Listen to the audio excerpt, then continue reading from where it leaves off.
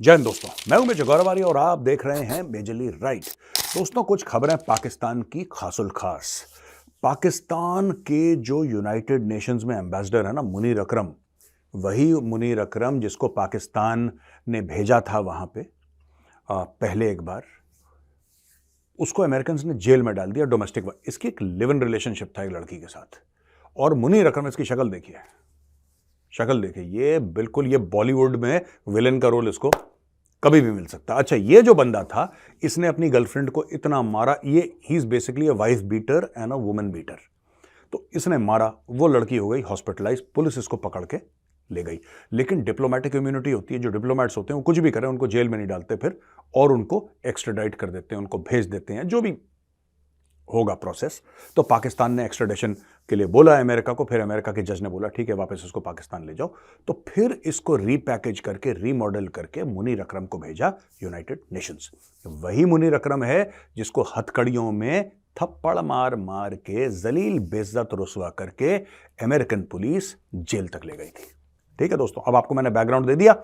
यह पाकिस्तान का कोहिनूर है, यह पाकिस्तान का बेस्ट टैलेंट है, क्योंकि भाई हर देश होता है यूनाइटेड नेशंस में अपना बेस्ट टैलेंट भेजता है।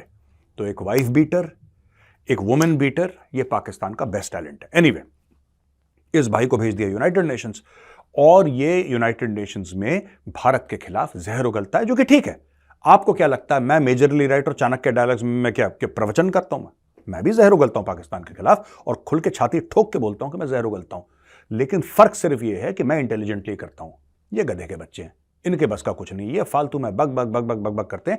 जहर उगलो भारत के खिलाफ, कोई मना नहीं कर रहा, जहर उगलो, लेकिन डू इट इंटेलिजेंटली, पढ़ाई लिखाई करके, एक थोड़ा सा उसमें इंटेलेक्चुअल डेप्थ, हंसी मजाक भी करो, टांग भी खींचो, सब कुछ करो, लेकिन लोगों को पता लगना चाहिए कि जो मैसेज है ना, उसमें कहीं ना कहीं इंटेलेक्ट है। पाकिस्तानियों के मैसेज में इंटेलेक्ट नहीं होता, बकवास करते हैं। एनीवे, नाउ पाकिस्तान ने बोला है कि साहब जो राम मंदिर बन गया उससे तो बहुत गड़बड़ हो गई, और ये मैटर लेगा यूनाइटेड नेशंस में।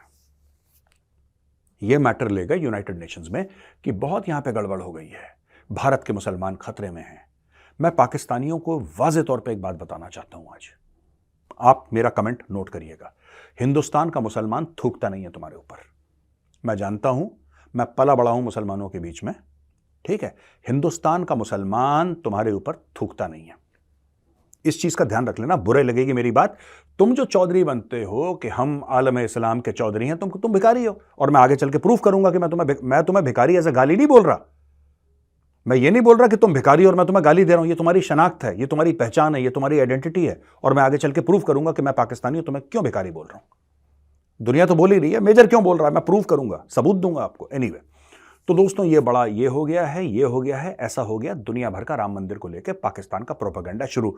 लेकिन एक अच्छी बात है इस प्रोपेगेंडा में, क्योंकि पाकिस्तान सबसे पैसे मांग चुका है।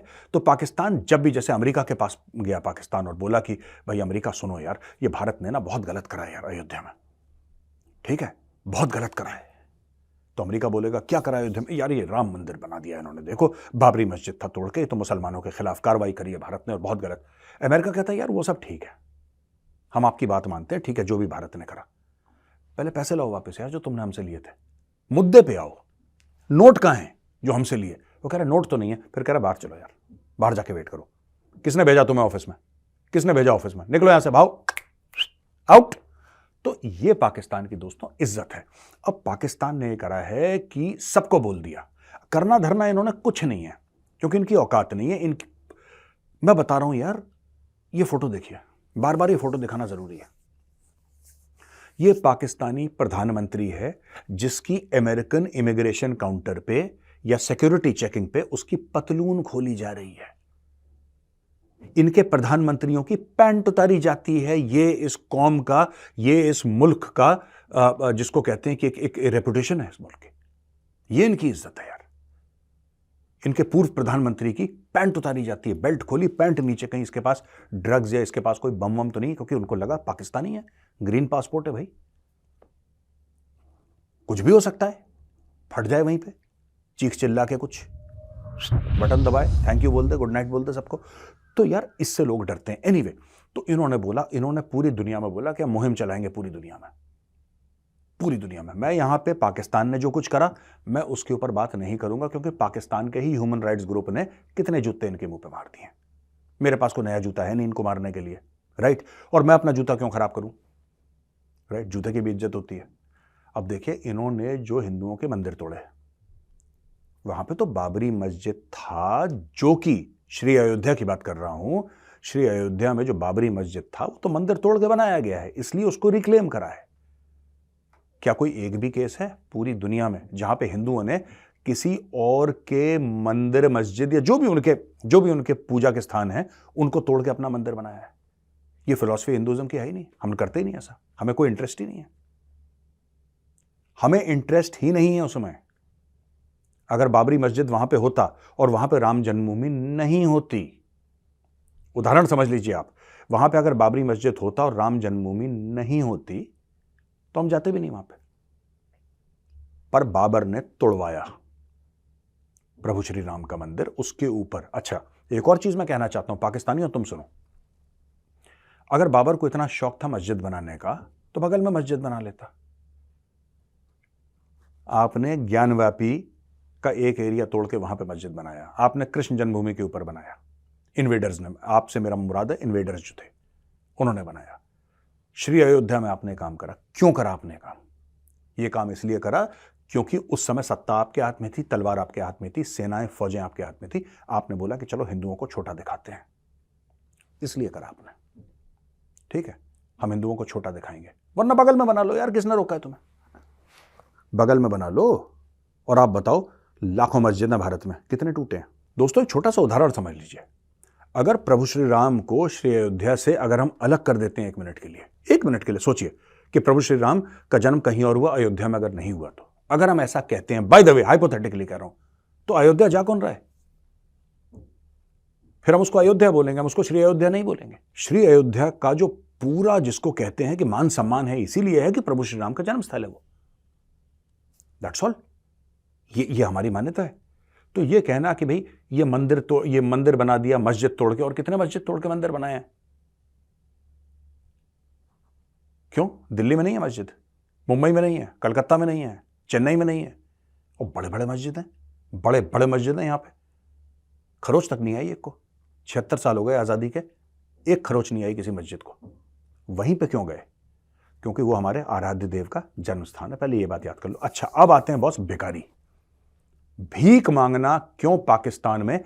इसमें पीएचडी के कोर्सेज हैं इनके। अब मैं आपको बताता हूं।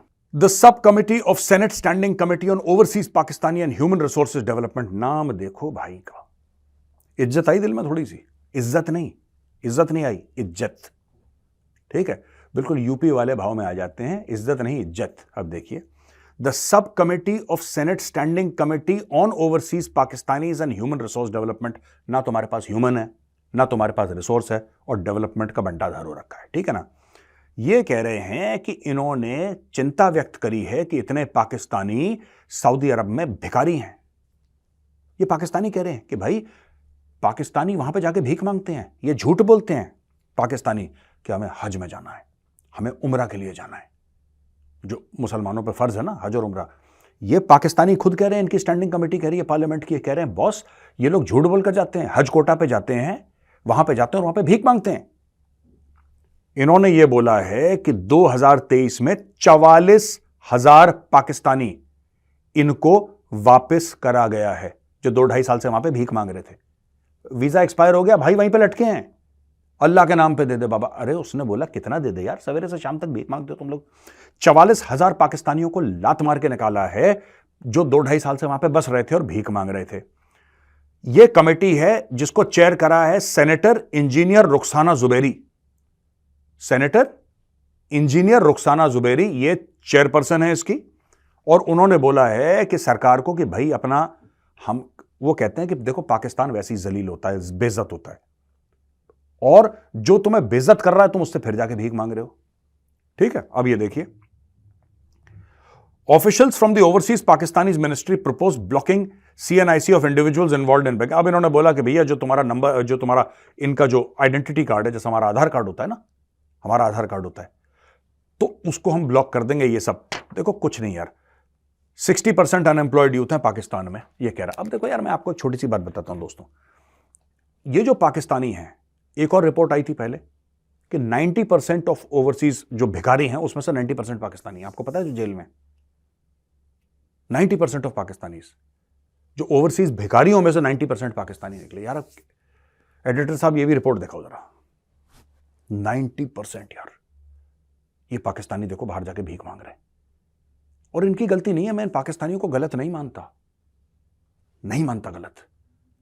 जिस मुल्क का प्रेसिडेंट भीख मांगता हो, प्रधानमंत्री भीख मांगता हो, आर्मी चीफ भीख मांगता हो, उनका चीफ जस्टिस भीख मांगता हो, जिस मुल्क का अशराफिया भिखारी हो, तो ये तो आम बंदे हैं यार, जिनका घर नहीं चल रहा, वो तो भीख मांगेंगे ही मांगेंगे, क्योंकि उनको लगता है, जैसे हमारे यहां लोग कहते हैं यार देखो मोदी जी ना बड़े मेहनती हैं, मोदी जी 18-18 घंटे काम करते हैं, बेटा तुम्हें भी 18 घंटे काम करना, तुम भी मेहनती बनो मोदी जी। ये इंडिया में चलता है, इंडिया में ऐसा कि लोग कहते हैं कि देखो बेटा देखो तुम्हें बहादुर बनना है, ठीक है, याद करो शहीद आजम भगत सिंह को, याद करो नेताजी सुभाष बोस को, है ना। जब कोई कहते हैं कि जुल्म के खिलाफ लड़ना है, तो हमारे यहां मां बाप क्या कहते हैं, याद करो छत्रपति शिवाजी महाराज को, याद करो गुरु गोविंद सिंह जी महाराज को, याद करो। पाकिस्तान में क्या कहते हैं, बेटा देखो तुम्हें भीख मांगनी है, याद करो अपने आर्मी चीफ को, याद करो अपने प्रधानमंत्री को, याद करो अपने राष्ट्रपति को। फिर पाकिस्तानी प्रेरणा लेते हैं उनसे कि हमारा आर्मी चीफ भी भिखारी, आसिम मुनीर ने भीख मांगी थी सऊदी अरब से, $3 अरब लेकर आया, ये $1 कह रहे हैं बेटा वो 3 अरब लेकर आया, तू $300 ले लिया कहीं से, उसी से तेरे घर का साल भर काम चल जाएगा। ये पाकिस्तान का स्टैंडर्ड है दोस्तों, हर जगह भीख मांगते हैं, लेकिन भारत के खिलाफ जहर उगलना है। जिस दिन अंबानी और अडानी ने मिलके इनके मुंह पे नोट मार दिए, पाकिस्तानियों के मुंह पे अडानी और अंबानी ने मिलके इनके मुंह पे नोट मार दिए, तो पाकिस्तानी क्या बोलेंगे, क्या बोलेंगे? जय श्री राम।